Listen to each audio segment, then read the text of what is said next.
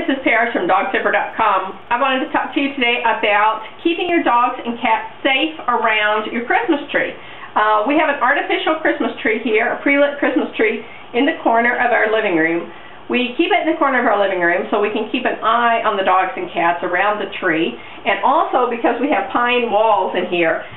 With some of our previous dogs and cats, we had to wire the Christmas tree to the walls to keep it from being toppled over. That's always an option if you have climbers, especially cats like to climb up the tree. So if you are worried that your dog or cat may try to topple the tree or topple it accidentally, you can always wire it with thin wire or fishing line to your walls.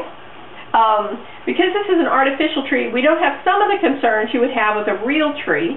With a real tree, you need to be concerned about the water in the tree. A lot of times the real Christmas trees have been chemically treated, and those chemicals are going to leach out in the water. So you don't want to let your dogs or cats drink out of that water. Make sure it's covered. We don't have that concern, but we still have concerns over the needles falling.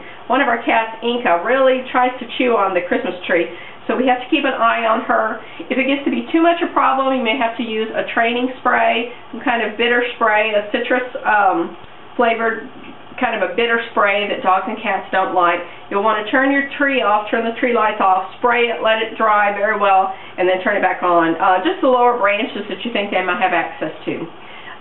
If it's really a problem, you may need to put baby gates around your tree to prevent access on the tree. With those needles, another thing you need to be concerned about, especially with the live trees, is that the needles have been ingested. Pine needles can puncture the intestines of dogs or cats and cause great problems. So you want to be sure you vacuum every day. Keep those pine needles off the floor. And the later it gets in the season, the more pine needles you're going to have.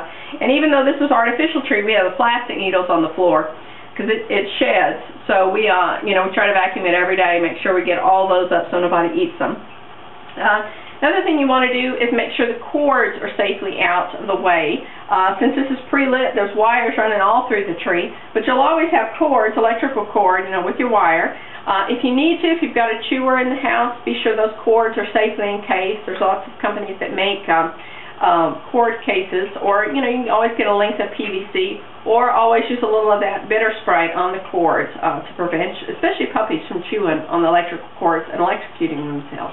So that's a really big danger. Another thing you want to do is avoid any kind of real food on your tree. That could be strings of popcorn, peppermints, little canes, peppermint stick canes. Things like that are going to be attractive, especially to dogs. So make sure you have just artificial ornaments on the tree. They won't see them as treats, hanging from the tree. As far as the ornaments, be sure to hang your breakable ornaments at the top. Your safer ornaments at the bottom, where they'll have more access. With our breakable ornaments, we use pipe cleaners and wire those to the tree, just in case the tree, is bumped or anything, that they'll be safe and secure. Because you really want to make sure that tree cannot come down on your dogs or cats, because that could be very dangerous. Also, make sure you don't use tinsel on your tree. Tinsel is another item that gets into the digestive system and causes lots of problems for dogs and cats. So don't use any tinsel. Just keep things simple on the tree, as simple as possible, and you and your dog and cat can have a safe and happy holiday.